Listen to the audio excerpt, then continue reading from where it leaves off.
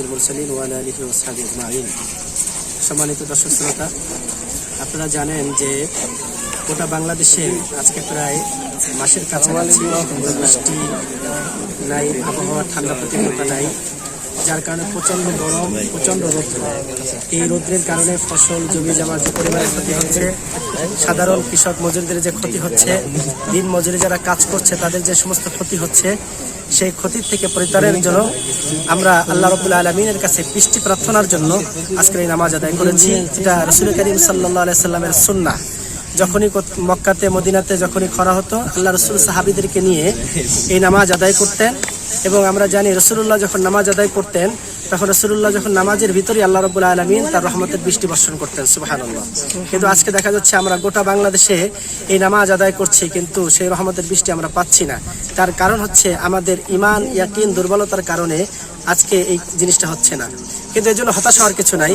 3 দিন পরে যে তারপরে সেখানে বৃষ্টি বর্ষণ হয়েছে, সুতরাং আজকে আমাদেরকে মাহরুম হলে চলবে না।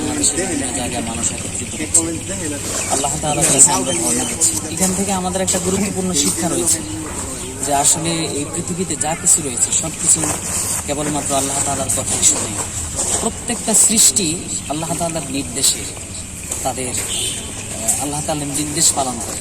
মানুষ হিসেবে অন্যান্য সৃষ্টির চাইতে আমাদেরও তার নির্দেশ পালনের দিকে এগিয়ে যাওয়া উচিত। আল্লাহ তাআলার নির্দেশ যদি আমরা ঠিকভাবে পালন করি, আল্লাহ তাআলাও আমাদের উপর রহমত করবেন।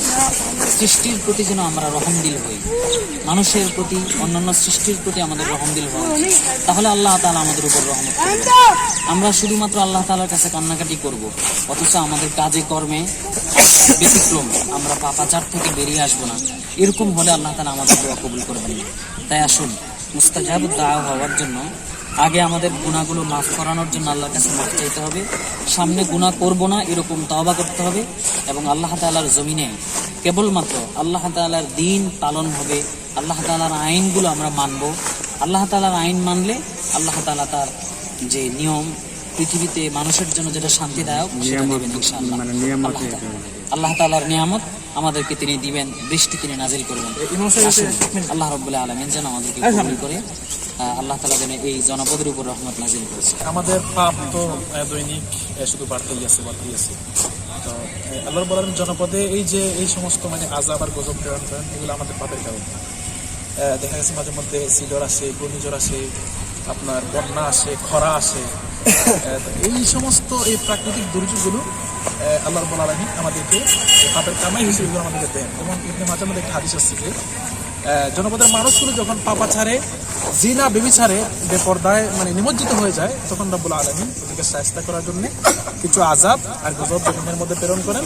তার মধ্যে একটা আযাব হচ্ছে এই যে খরা, অনাবৃষ্টিতে আমরা ভুগতেছি। আল্লাহ রাব্বুল আলামিনের কাছে আমরা এটাই প্রার্থনা করেছি, আল্লাহ যেন আমাদের পাপগুলো ক্ষমা করে খুবই তাড়াতাড়ি যেন এই জনপদের বৃষ্টি হয়।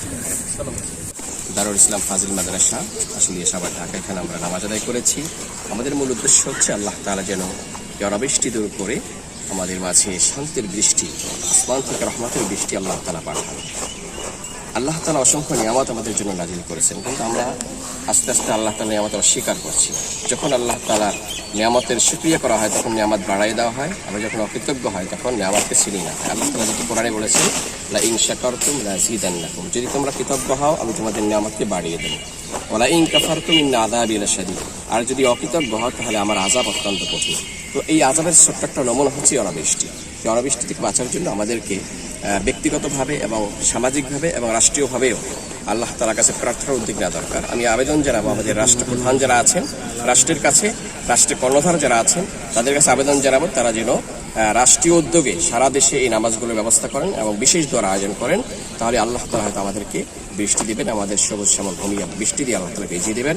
এবং পশু পাখি নিয়ে সমস্ত মানুষ আজকে অতিষ্ঠ, বৃষ্টির জন্য হাহাকার করছে। তাই আসুন আমরা সবাই আল্লাহ তাআলার কাছে তওবা করি এবং আল্লাহ তাআলার কাছে আমরা সব সময় চেয়ে যাই। আল্লাহ তাআলা ইনশাআল্লাহ আমাদেরকে এই দুর্ভোগ দূর করবেন, আল্লাহ তাআলা আমাদের উপরে নিয়ামত দান করবেন। আসসালামু আলাইকুম।